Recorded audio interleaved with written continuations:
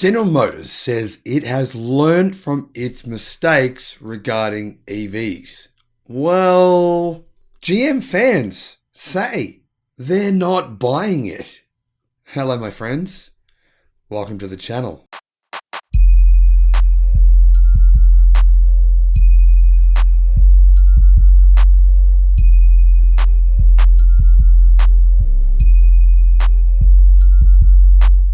Electric Viking, great to see you. GM says it has learned from its mistakes regarding EVs, says Mark Roos.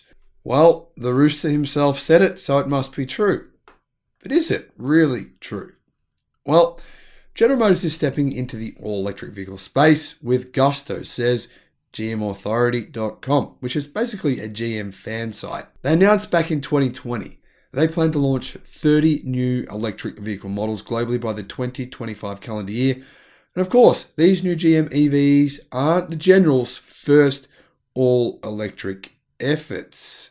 And according to General Motors President Mark Roos, the automaker has learned from past mistakes when it comes to bringing an EV to market. I'm going to share with you some interesting feedback from GM's fans because, to be honest, they're not all that enthusiastic about what GM is doing. It's very interesting to see their comments. I'm actually kind of shocked. But anyway, let's get to that in a minute. Now, looking at the electric vehicles in General Motors' past, we find the General's earliest efforts being the GM EV1, which was produced between 1996 and 1999. There's a lot of conspiracy theories going on around this car. Why? Well, to be fair to these people who have come up with these conspiracy theories and believe in them, there's kind of good reason for them to have done so. I mean, realistically, this car was not too bad. And yet, GM forcibly recalled all of them and scrapped every single one. I mean, why do you do that? Crazy. Now, ironically, they actually did keep one to put in a museum. Here's an image of it. The origin of the EV1 dates back to 1990 with the debut of the all-electric impact concept at the Los Angeles Auto Show. And this is way back before Tesla even existed. And it was developed by EV company AeroVironment, which leveraged lessons learned during GM's run in the 1987 World Solar Challenge. And the impact generated a huge response.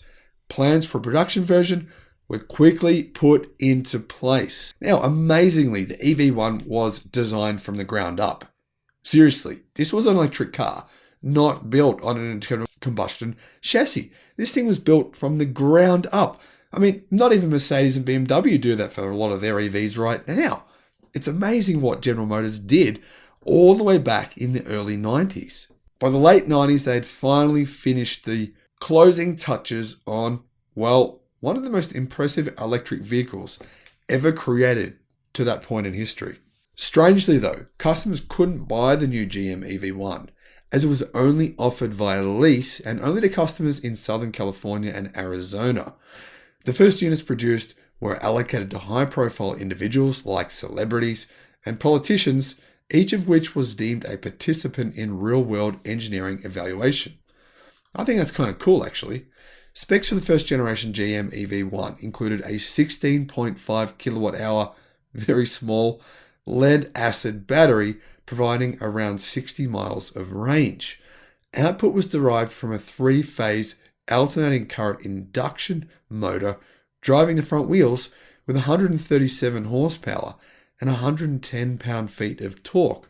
Top speed was limited to 80 miles per hour. Pretty impressive figures for the motor for one of the original electric cars. Now, General Motors later released a second version, and this new version came with a nickel metal hydride battery, lower overall weight, and lower production costs. Range was increased to 100 miles. Now, while futuristic and technologically advanced, the GM EV1 was eventually discontinued and production was halted in 1999. In 2003, GM officially cancelled the EV1 program, stating the vehicles were unprofitable. Keyword. Remember this word, this is going to matter when I get into this future discussion here. Unprofitable. And therefore, due to high costs of maintenance and service infrastructure, All existing units would be returned to General Motors. In total, 1,117 examples of the GM EV1 were built during its short lifespan. GM bought back every single car and scrapped them.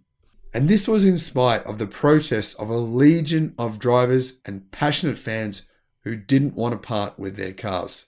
Whatever the reason for the vehicle's scrapping, this was certainly a pivotal moment in GM's electric car history. Rather than choose to continue down the path of electrification, GM halted their electric efforts and decided it was all a bit too hard. Other notable efforts from GM include the Chevy Volt plug-in hybrid, first produced late in 2010, and the pre-refresh Chevy Bolt EV, which first rolled off the line in 2016. With each of these vehicles, GM did not have any other electrified offerings in its lineup, aside from regular hybrids, of course, which made promotion difficult without sacrificing vehicles in GM's gasoline portfolio. Now though, with a huge range of electric cars set to hit their shelves, GM's EVs are kind of center stage. The media's talking about them constantly. I mean, GM says they're going to have 30 new EVs very, very soon. And GM is now saying it's learned from its mistakes.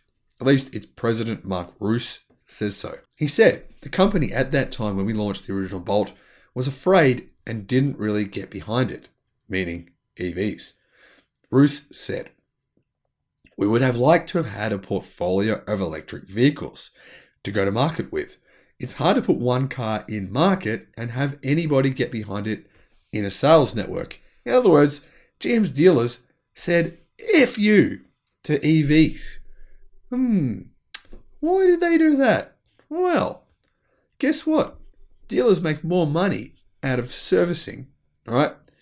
Servicing and parts than they do out of selling a car. How much money do you think GM's dealers are going to make out of servicing EVs? How much money do you think they'll fish? But that's something worth considering.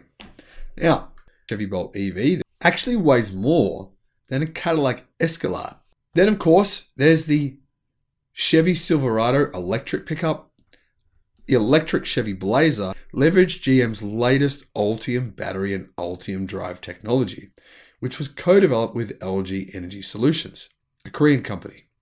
GM will invest $35 billion in EVs and autonomous driving technology from 2021 to 2025.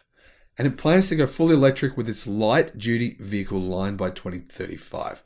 Pretty much GM saying, yeah, we're going to be all EV, aside from our heavy-duty vehicles, by 2035. Now, a lot of people from GM don't seem to think the Ultium platform is as revolutionary as what GM are claiming. In fact, there's been quite a few comments on GM's fan site saying that they don't think the Ultium system is anywhere near as good as GM's marketing is saying. I don't know. To be honest, I don't think anyone knows.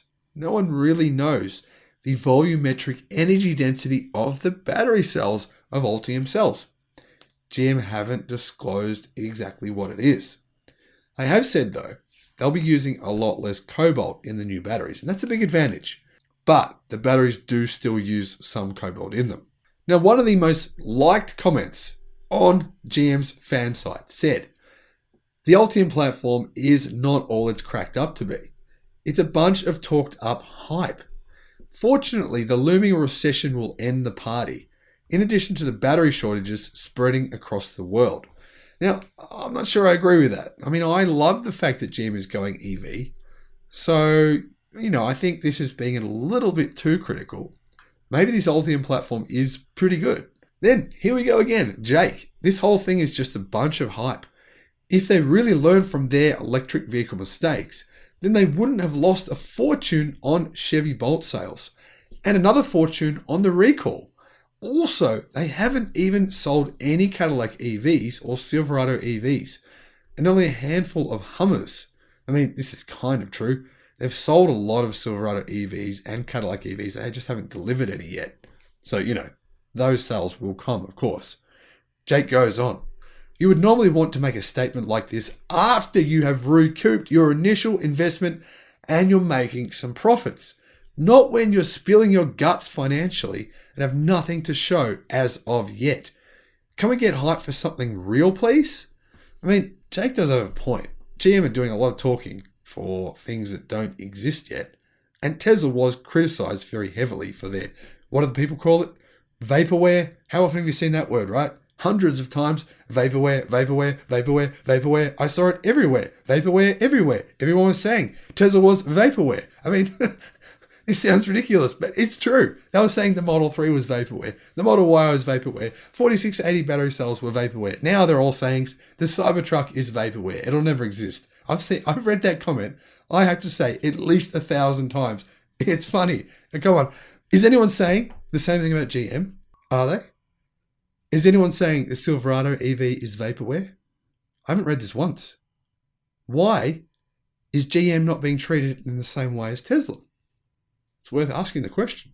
Now, Hacksaw responded and he had a few likes on his comment as well. He said, market share tell the tale of this company. Well, Hacksaw, to be fair, you do have some measure of a point. Market share for GM definitely has, there's only one word to use, to be fair, crashed. It has. It is. GM lost their number one position in North America last year to who? Toyota. Their sales in Europe, GM's finished in Europe, basically finished. Australia, they pulled out of Australia. Sales have gone from 10 million a few years ago down to 6 million last year. They're even lower again this year. So market share has to be a concern for General Motors. Surprisingly, profits are still very good. But will that end? Could. We don't know. Now, this was the most telling comment, and this one had the most likes. Matt said, I didn't really hear anything that the company learned. They failed to get behind the Bolt because it was their only EV? That's the lesson?